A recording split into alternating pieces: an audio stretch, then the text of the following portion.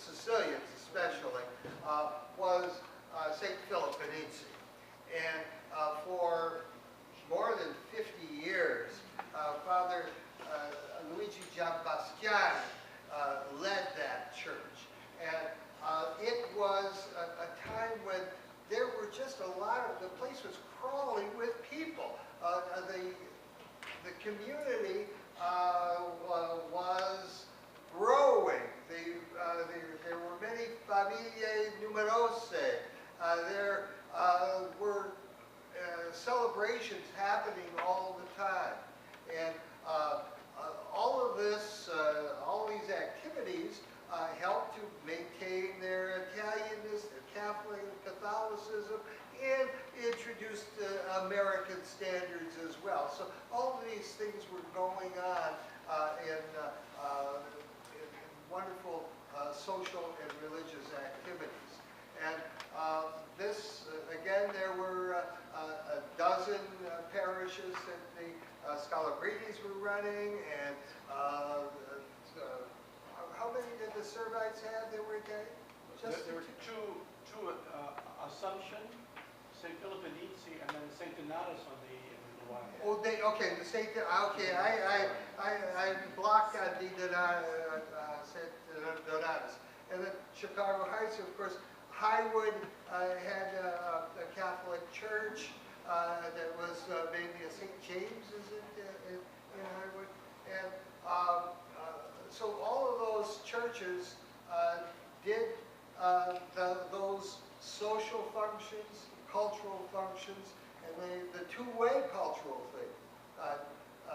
Teaching kids how to write well in English in the schools, and maintaining some of the Italian traditions. So preparing us, and they did it for about a century, and now the community, the Italian community, isn't in dire need of them, and we really have to go out of our way and really work hard to maintain the vestiges of it. Any questions that the panelists would like to ask of each other? Joe, what were you talking about? I just wanted to say, when we had our celebration of the 100th anniversary of the feast, Father Giametta was the pastor at Mount Carmel, and he had been the pastor at St. Anthony's. And there was a group of businessmen who had promised a bell tower in St. Anthony's. Well, when the neighborhood changed so quickly, they pulled back on their pledge. They came out to celebrate Father's 50th anniversary, and we had a thermometer up because we were raising $450,000 to build a bell tower to commemorate the 100th anniversary. This group saw that they came out from St. Anthony's to celebrate Mass with Father Giametta. They saw that, they went to him and they said, "We're going to give you the money for the bells. How much are they?" They were $52,000. So they gave Father Giametta a check for $25,000. He brought it to our committee, and he said, "I've got the money for the bells. It's been donated." Now he came to the next meeting, and he said the man died. And we said, "Oh God, did the check cash?" He said, "Yes." And the man left the rest of his money in his will. So those bells are a gift from St. Anthony in Kensington. Thank God for neighborhood change. Yeah. Yes. I just wanted to know the difference between an oratory, or what does that mean, an oratory? It's a place of worship.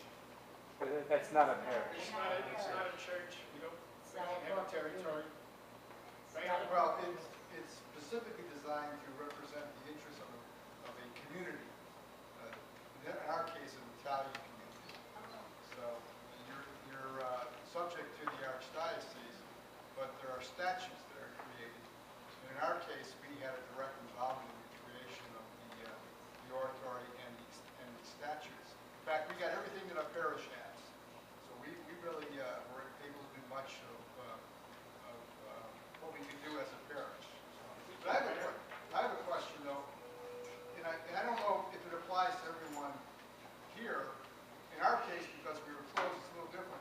But I saw a phenomenon between the parishes and the Archdiocese of Chicago, and I was convinced that there was a perspective from the Archdiocese archdiocese that they were going to treat us the way the Church of Rome, the Vatican, would treat the Italian community there, or Catholic community throughout the world. And that is, you were expected to follow the directives, regardless of how unjustified they were. But I think the archdiocese forgot that not only were we Italian, we were also American. And we found that there were laws that had to be complied with. And the archdiocese did not comply with canon law, and we recognized that fact, and actually it became a decisive factor in resolving our case. In fact, as I said, we weren't able to create an oratory without canon law. So that's an interesting problem. I don't know if the archdiocese looked at it that way. Anybody who needs representation at the Vatican, I've got two guys here, a lot of experience. They don't understand it all. Yeah.